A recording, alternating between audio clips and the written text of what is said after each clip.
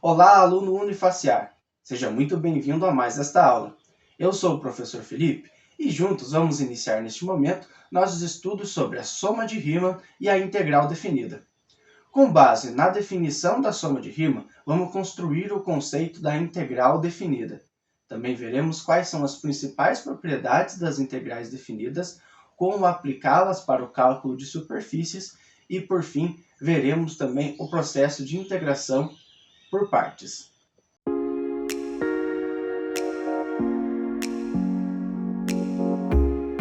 Iniciando nossa aula com o tema de a soma de rima e a integral definida, vamos iniciar este assunto estimando a medida de uma área, determinada através de um gráfico. Vejamos. Vamos determinar o valor da área entre a curva descrita neste gráfico, abaixo, e o eixo x dentro do intervalo 3 e 10. Então, temos aqui o gráfico de uma função qualquer f de x.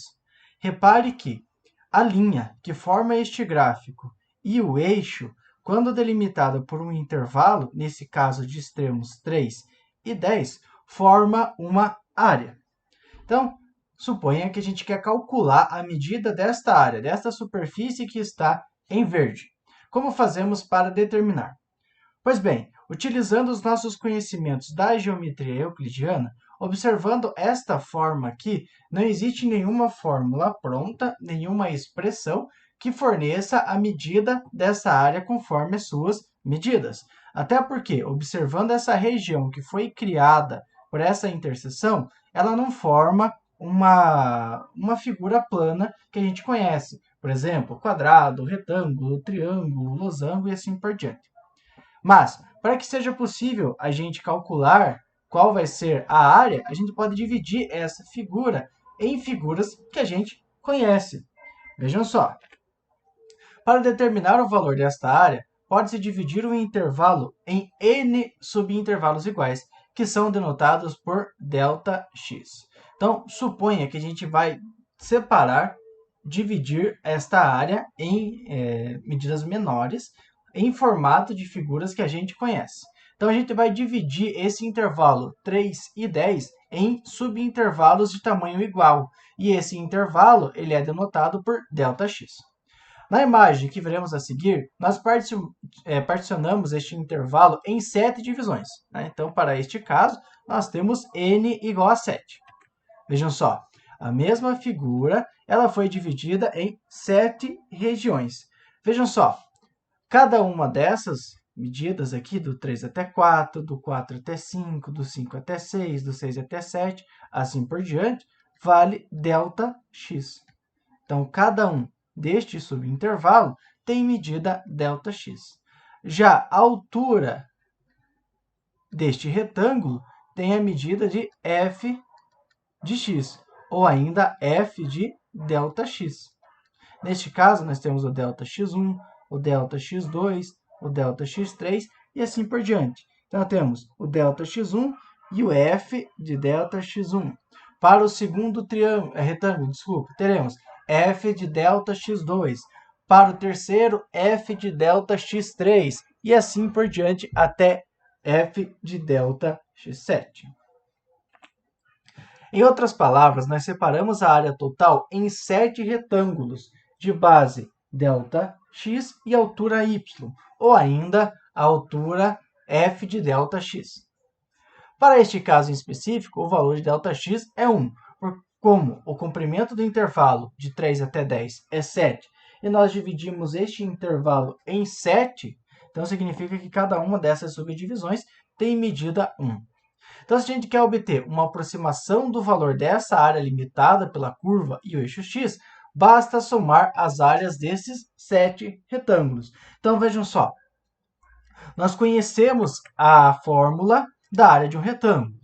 Então, a área de um retângulo é a medida da base vezes a medida da altura. Então, para cada um desses 7 retângulos desta imagem, a área vai ser dada pela base, que é ΔX, vezes y, ou ainda ΔX vezes o f de ΔX.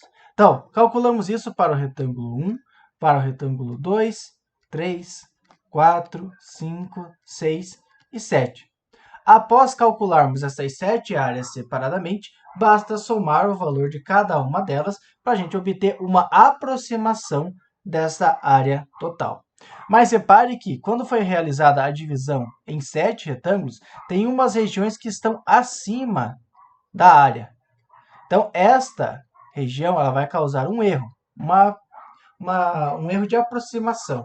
Então, quando nós estamos estimando um valor e não determinando um valor exato, então, se a gente quer uma aproximação maior, nós vamos ter que dividir essa figura num número maior de retângulos, o que vai causar um erro de aproximação menor.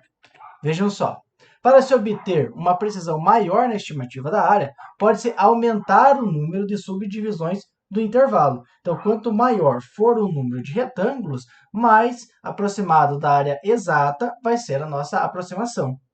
Com isso, o valor da base do retângulo ele vai se tornar tão pequeno que vai diminuir o erro da estimativa. Ou seja, o valor de ΔX vai ser um valor muito pequeno. Então, aqui é a medida da base. Então, quanto mais retângulos, menor será o valor de ΔX. Isso implica num menor erro de aproximação. Agora, vamos utilizar uma das ideias do cálculo, que é a ideia do limite de uma função. Então, vamos imaginar o n, que é o número de subdivisões do intervalo, tendendo ao infinito.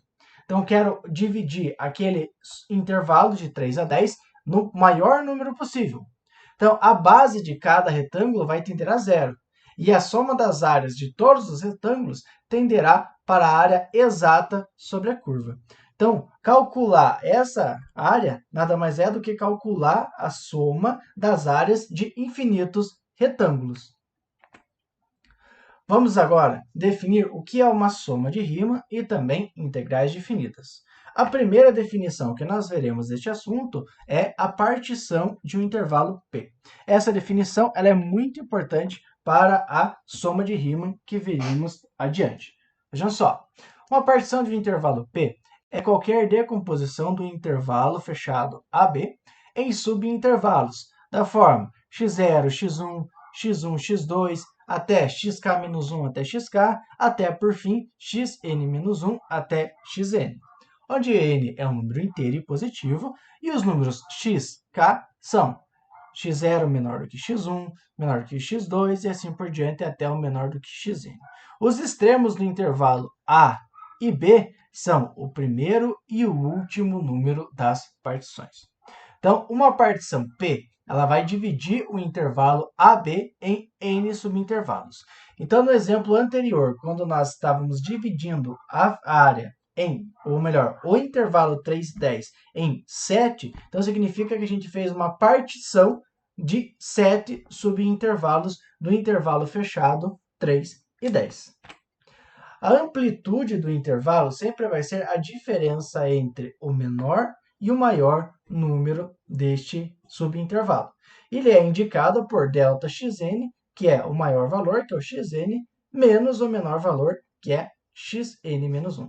Então, os valores de ΔXn não são necessariamente iguais. Então, quando nós particionamos um intervalo, pode ser que uma partição seja, ou melhor, uma subdivisão pode ser maior do que a outra. Ao maior desses subintervalos, nós vamos chamar ele de norma da partição P e vai ser representado por duas barras P, duas barras. Agora, vamos definir, então, o que é uma soma de Riemann. Vejam só, seja a função f de x definida em um intervalo fechado AB, e seja P uma partição qualquer desse intervalo. A soma de Riemann da função f de x é expressa por, então, o R de Riemann vai ser igual ao somatório de K igual a 1 até N de f de WK vezes ΔXK. Agora, vejamos o que são WK e ΔXK. Então, WK é um número pertencente a um intervalo dentro dessa partição, dentro de um subintervalo, e K é um inteiro positivo que varia de 1 até N sucessivamente. Se queremos uma aproximação da área pela soma de Riemann, devemos considerar o valor de ΔX mínimo, tendendo a zero. Esta ideia segue o mesmo raciocínio de quando dividimos a figura em retângulos. Então, a soma de Riemann vai utilizar esse mesmo argumento, só que ao invés de estarmos trabalhando com a área, nós vamos trabalhar funções da forma f de wk vezes delta de wk, que nada mais é do que o valor da base de um retângulo multiplicado por sua altura. Então, o valor de Δx, que seria a medida da base do retângulo, vai ser mínimo, tendendo a zero. Logo, a integral definida é denotada pelo limite de uma soma de Riemann quando a norma da partição tende a zero. Ou seja, quando o maior desses intervalos vai tender a zero. Então, tendendo a zero, isso significa que a base do retângulo vai ser a menor possível.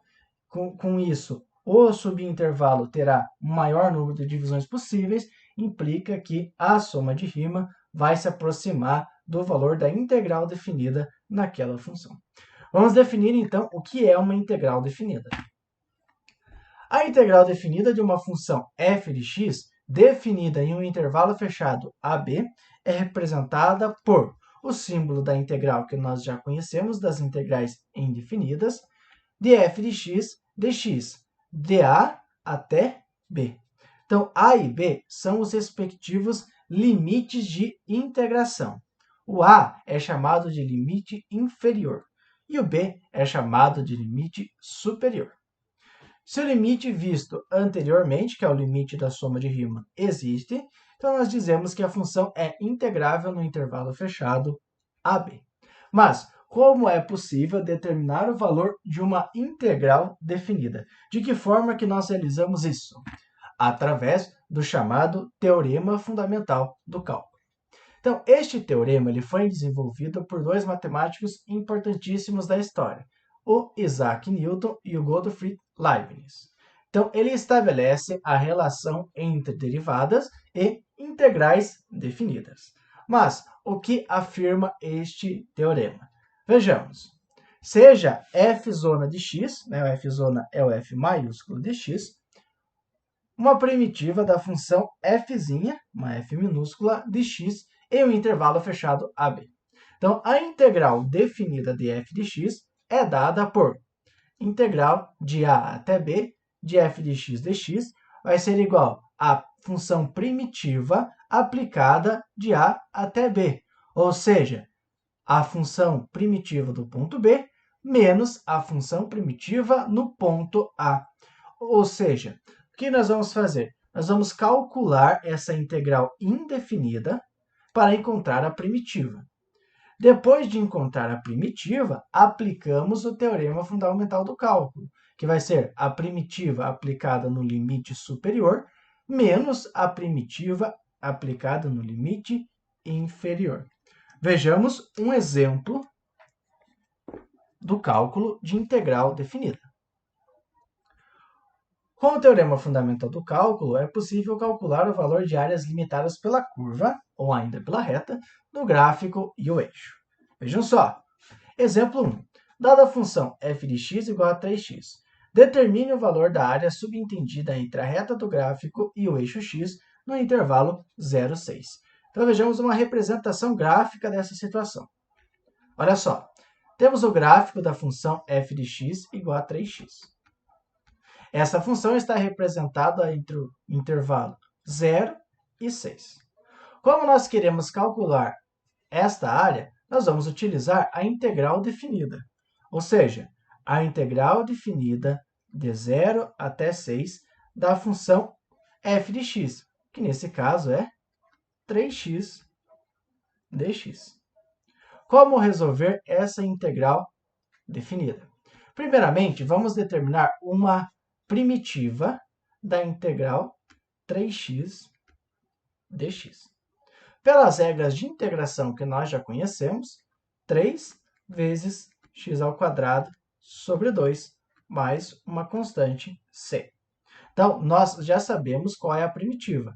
Agora, pelo teorema fundamental do cálculo, nós vamos aplicar essa função primitiva nos limites de integração, 0 e 6. Então, vejamos lá.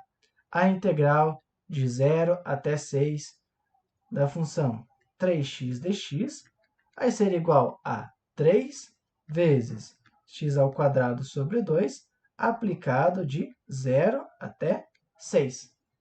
Começamos esta aplicação pelo limite superior.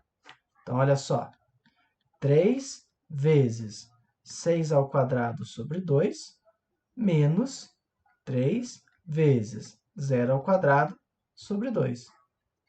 Olha só, 6², 36, dividido por 2, 18. Então, temos 3 vezes 18.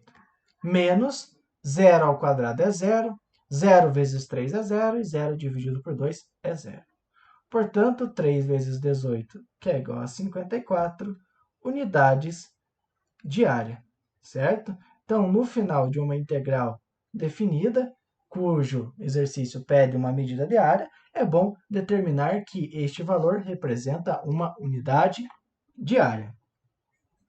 Vejamos, então, mais um exemplo do cálculo de uma integral definida. Dada a função g de x igual a x², determine o valor da área subentendida entre a parábola do gráfico e o eixo x no intervalo 1, 2. Não é necessário, em todo exercício ou em toda questão, representar o gráfico desta função.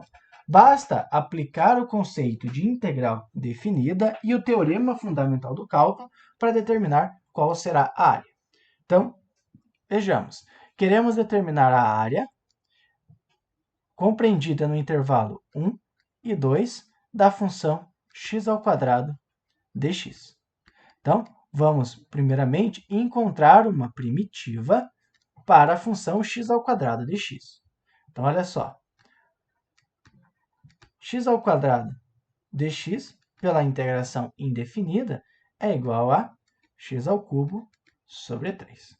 Agora que já encontramos a primitiva, vamos aplicar, então, o teorema fundamental do cálculo, o TFC.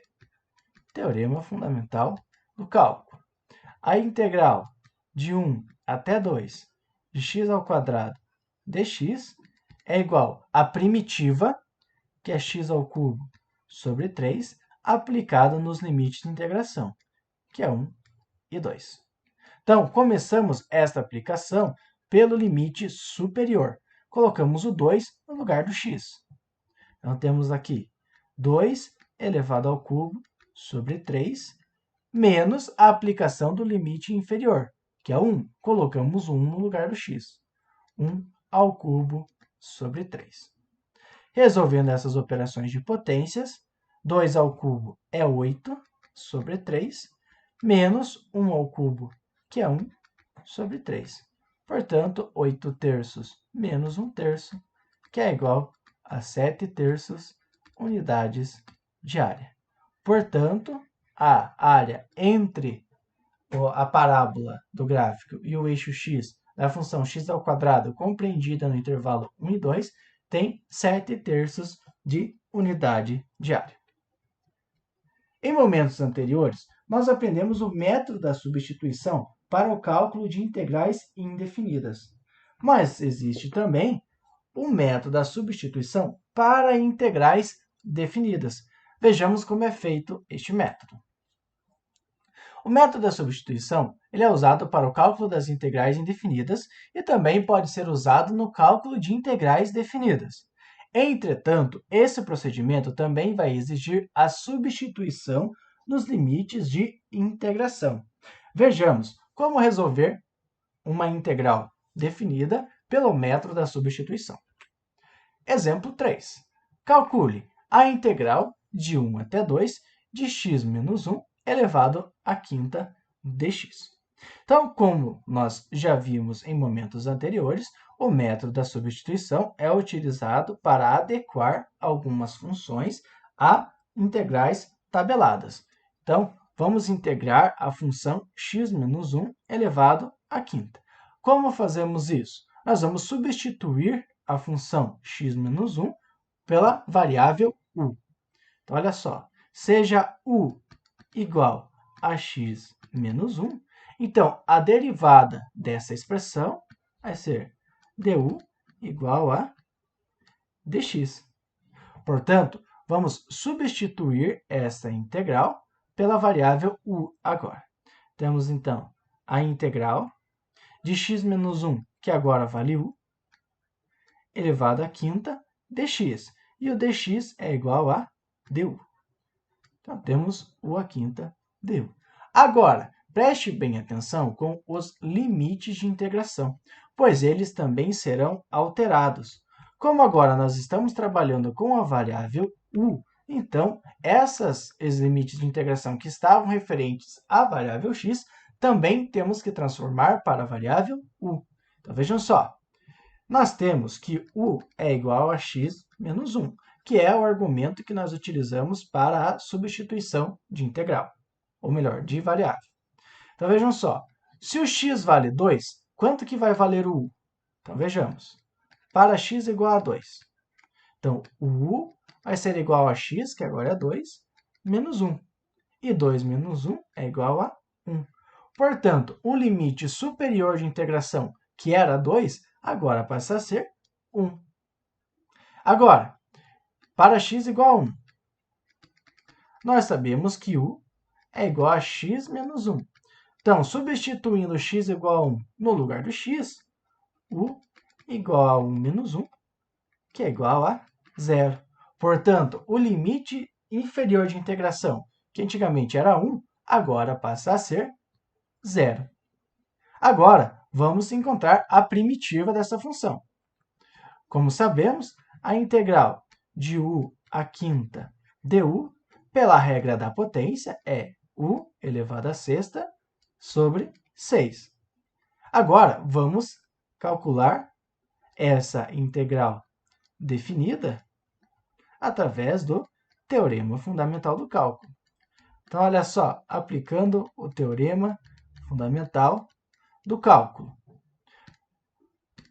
A integral de 0 até 1 de u elevado à quinta du é igual a u elevado à sexta sobre 6, aplicado nos limites de integração de 0 até 1.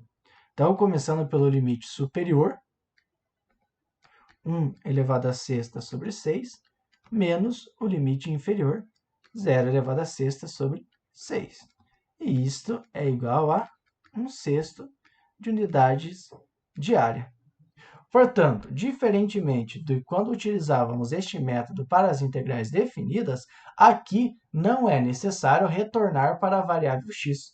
Como esta integral é definida e nós encontramos o valor para a área, então podemos afirmar que a integral de 1 até 2 de x menos 1 elevado à quinta dx, que era a nossa integral inicial, é igual a 1/6 de unidades de área.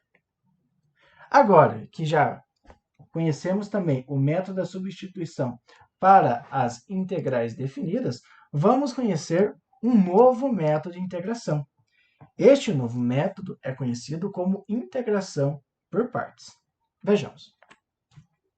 O método de integração por partes é uma técnica utilizada para simplificar o cálculo de integrais que assumem a forma de multiplicação de funções, ou ainda de produto de funções.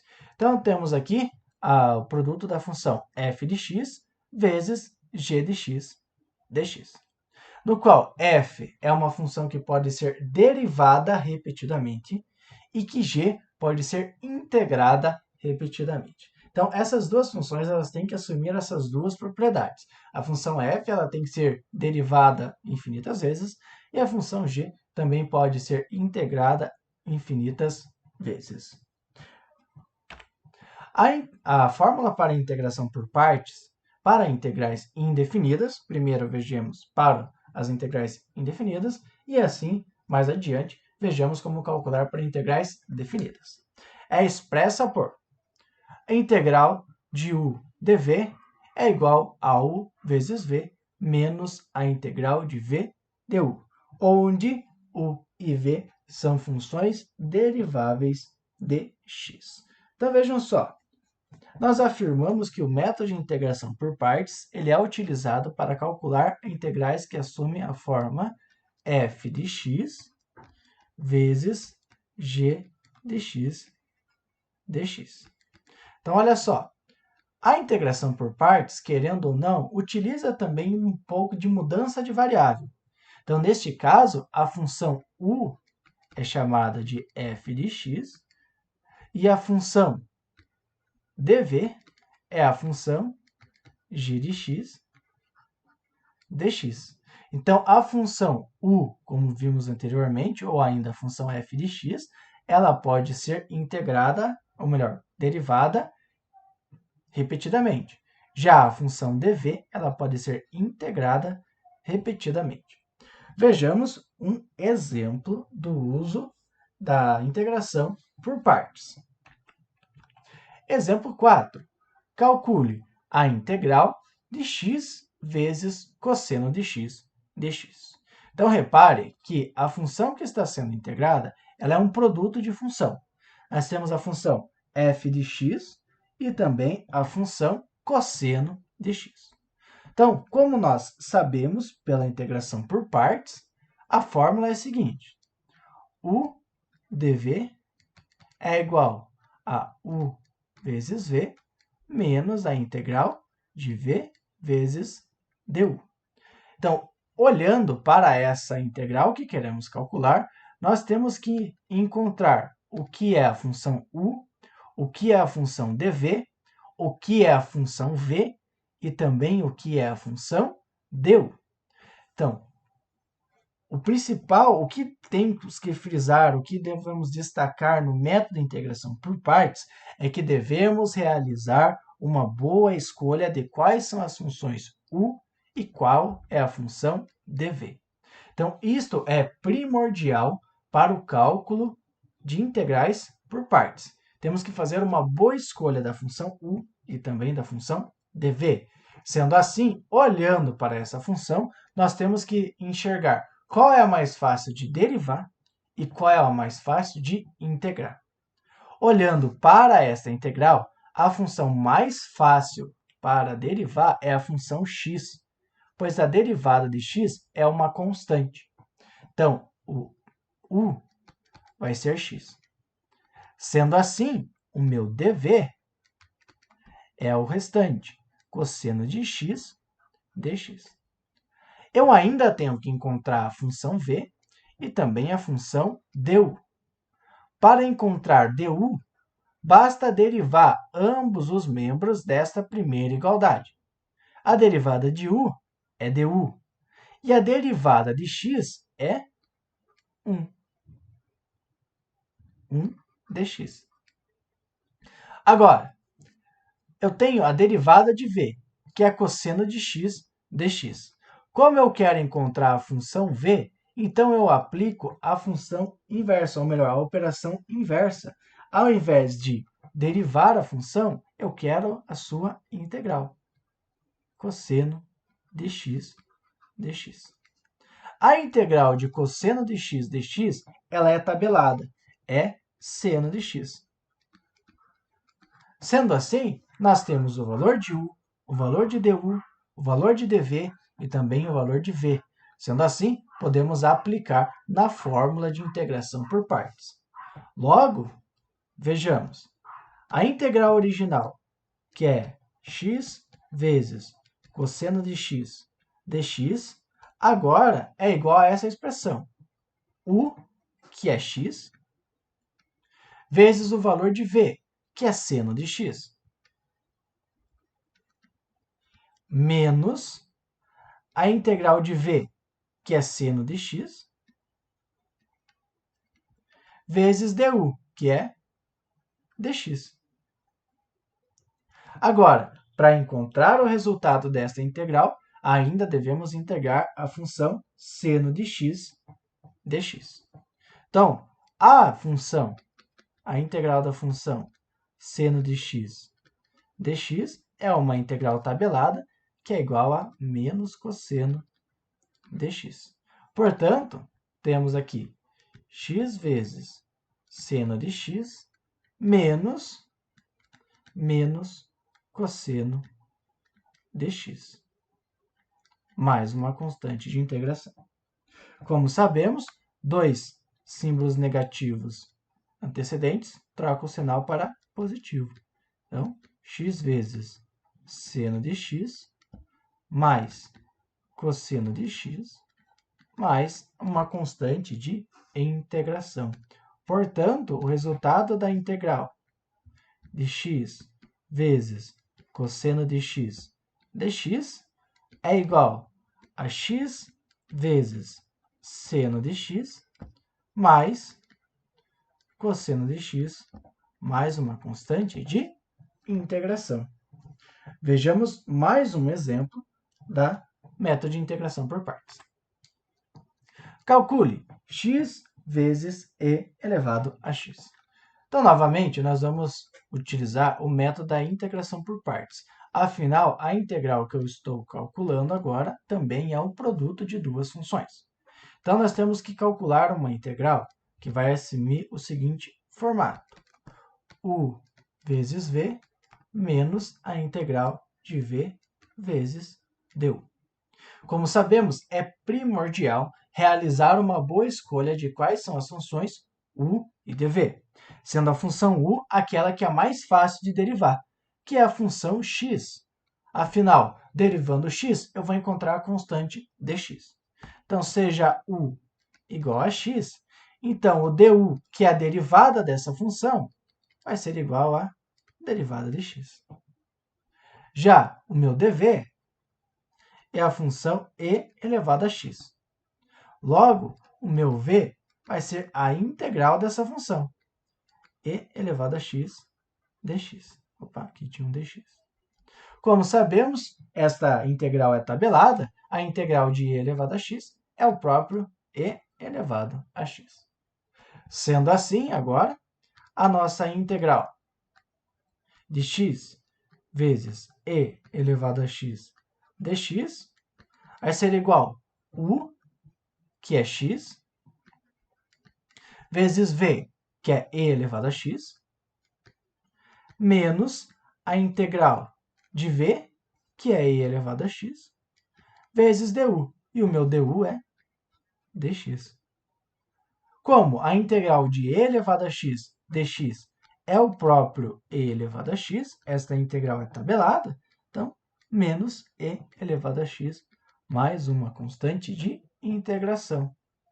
Portanto, a nossa integral, que originalmente era x vezes e elevado a x dx, tem como resultado x vezes e elevado a x menos e elevado a x mais uma constante de integração. Para fixarmos bem este método, vejamos mais um exemplo.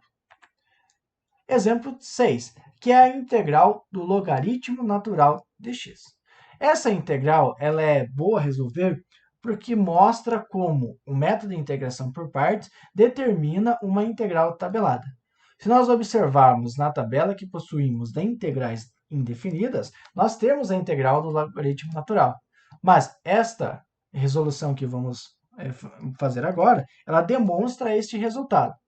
Então, vamos enxergar essa função como sendo ln de x vezes dx, certo? Então, nós vamos realizar a escolha de u e dv. Para este exemplo, seja u igual a ln de x e dv igual a dx. A derivada de ln de x é 1 sobre x. Já o meu valor de v vai ser a integral de dx, que é igual à constante x. Como eu já tenho os valores de u, du, v e dv, então vamos aplicar a fórmula da integração por partes. ln de x dx é igual ao valor de u, que é ln de x, vezes o valor de v, que é x, menos a integral de v, que é x, vezes o valor de du, que é 1 sobre x dx. Repare que essas duas constantes, ou melhor, essas duas variáveis x, elas podem ser simplificadas. Portanto, nossa integral fica sendo ln de x vezes x menos a integral de 1 dx. Como vimos anteriormente, a integral de uma constante, ou melhor, da constante 1 ainda, é só o valor da variável, que nesse caso é x. Logo, ln de x vezes x menos x. Portanto, a nossa integral originalmente de ln de x dx tem como resultado ln de x vezes x menos x. O método da integração por partes também pode ser utilizado no cálculo de integrais definidas. Vejam só. Porém, a sua fórmula ela sofre uma alteração. Então, a expressão da fórmula da integração por partes para integrais definidas é dada por a integral de u dv aplicada de a até b vai ser igual a u vezes v aplicado nos limites de integração de a até b menos a integral de a até b dv du, onde u e v são funções deriváveis de x. Vejamos um exemplo. Exemplo 7. Determine o valor de x vezes ln de x dx. Vejamos. Vamos realizar, primeiramente, a escolha das funções u e dv. Então, seja u igual a ln de x, o valor de du vai ser a derivada, que é 1 sobre x dx. O valor de dv, então, vai ser x dx. Logo, o valor de v é a integral de x dx, que é igual a x ao quadrado sobre 2. Agora, vamos aplicar os valores de u, du, v e dv na fórmula de integração por partes para integrais definidas. Então, vejam só. A integral de 1 até 2 de x vezes ln de x dx vai ser igual a u vezes v, ou seja, ln de x vezes o v, que é x ao quadrado sobre 2, aplicado nos limites de integração, de 1 até 2, menos a integral de 1 até 2 de v, que é x ao quadrado sobre 2, vezes du, que é 1 sobre x dx. Simplificando a integral da expressão, nós temos ln de x vezes x ao quadrado sobre 2 aplicado de 1 até 2 menos 1 meio da integral de 1 até 2. Esse x ao quadrado simplificamos com esse x, restando apenas um x dx.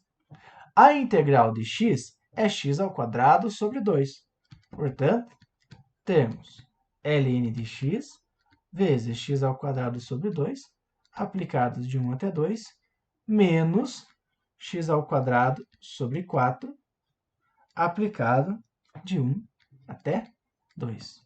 Ou seja, nós teremos ln de 2 vezes 2 ao quadrado sobre 2,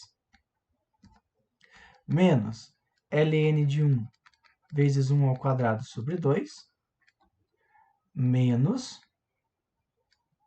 2 ao quadrado sobre 4, menos 1 ao quadrado sobre 4. Realizando todos esses cálculos, nós chegamos no valor de 0,63629 e assim por diante. Como esta é uma integral definida, então no final nós temos unidades de área. Portanto, realizando o método de integração por partes para integrais definidas, nós vimos que a integral definida de 1 até 2 de x vezes ln de x dx resulta em 0,63629 e assim por diante unidades de área. Em alguns cálculos, é necessário usar mais de uma vez o método da integração por partes. Vejamos. Em alguns casos, pode ser necessário a utilização do método de integral por partes mais de uma vez para determinar a integral. Vejamos. Exemplo 8. Calcule a integral de x² vezes e elevado a x dx. Então, vamos calcular essa integral pelo método da integração por partes. Então, seja u igual a x², isso implica que du é igual a 2x dx. Já o meu dv é e elevado a x. Logo, o v é igual à integral de e elevado a x dx, que é o próprio e elevado a x dx. Vamos então agora escrever através da fórmula da integração por partes. x² vezes e elevado a x dx vai ser igual a u, que é x², vezes o valor de v, que é e elevado a x,